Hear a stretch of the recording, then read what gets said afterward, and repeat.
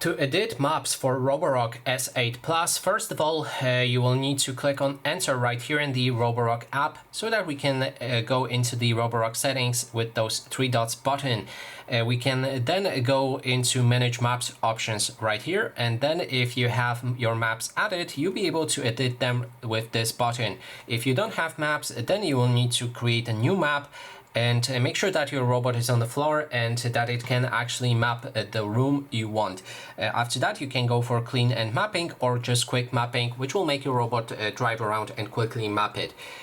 When that is done, you can go for edit map right here. As I said, you can change the name for the map so you know which room it is. You can also back up or restore the room in those options right here, or remove the room using the delete button.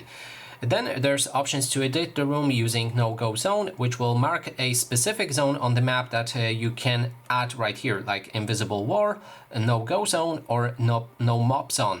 So each of those hopefully speak for themselves. Like invisible wall, make your robot avoid that specific wall that you're gonna add right here. So that means it won't try to drive through it or into it. Then there's no-go zone, which will make this square, and then you can select a specific portion of the room where your robot won't enter. And lastly, there's no mob zone, and this blue area right here allows you to pick a specific place where it will never mob. Then when we have that saved, let's just wait a few moments until it's done. We can go into edit room options. This will allow you to merge specific rooms. If you have one floor level, you'll be able to make it one room or divide it into more rooms if you like. So just select the space and then you can divide those into specific rooms and you can name them as well. Then there's the option to edit furniture. It allows you to add specific furniture items into the room so that your robot will try to avoid them or sometimes drive under them.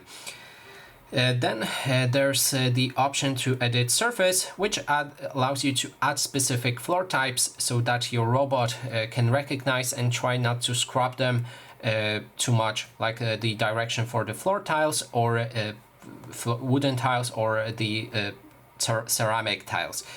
And there's also option right here to add a specific carpet, and I've shown you exactly how to use carpet settings, so you can watch it on my channel for this specific model. And lastly, there's a threshold that you can add as well, so your robot won't fall down.